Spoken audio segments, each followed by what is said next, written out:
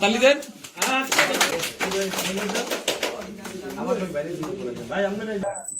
আসলে জুলাই আন্দোলনের যে একটা আকাঙ্ক্ষা ছিল এবং আমরা যে জাতি মানে সাধারণ মানুষের পাশে তাদের পাশে দাঁড়াবো, বিভিন্নভাবে সহযোগিতা করবো, কিন্তু সেটা দীর্ঘদিন যাবত আমরা করতে পেরেছি, কিন্তু কিছুদিন আগ থেকে আমরা দেখতে পাচ্ছি যে সেটা আমাদের করা সম্ভব না।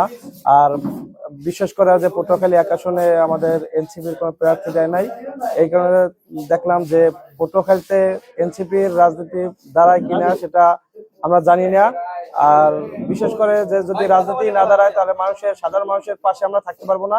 সেই কারণে আমরা জুলাই যোদ্ধা বিপিন নুরুল হক নূর ভাইয়ের গণ অধিকার পরিষদ যোগ দিলাম আমরা। না না না, আমার হতাশা, রাজনীতিতে একটা কথা আছে যে রাজনীতিতে শেষ বলতে কিছু নাই।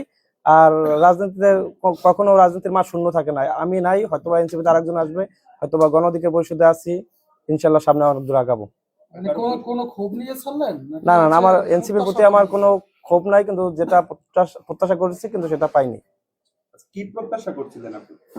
এই যে আমরা সাধারণ মানুষের কাছে থাকবো, তাদের বিভিন্নভাবে সহযোগিতা করবো, কিন্তু আমরা একটি কারণ বলি শুধু, যে আপনারা দেখছেন যে আমাদের এনসিপি কিছুদিন আগে 64 জেলায় এনসিপির মনোনয়ন ফর্ম বিক্রি করেছে, কিন্তু কিছুদিন আগে জামাতের সাথে জোটের কারণে আমাদের পটুয়াখালী এনসিপি প্রার্থী নাই।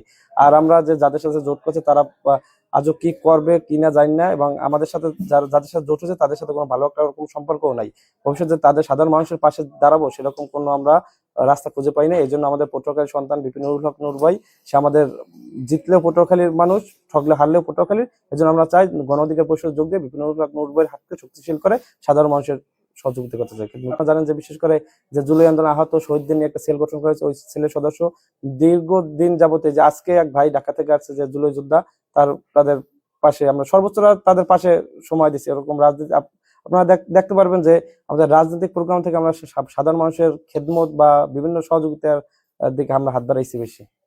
শুধু ছাত্র শক্তি থেকেই এই দিয়েছেন না অন্যান্য যে ছাত্র শক্তি বা এনসিপির যে অন্যান্য মিডিয়া বা না, এনসিপি যত মানে সেল আছে সব সেল থেকেই আমি পদত্যাগ করছি।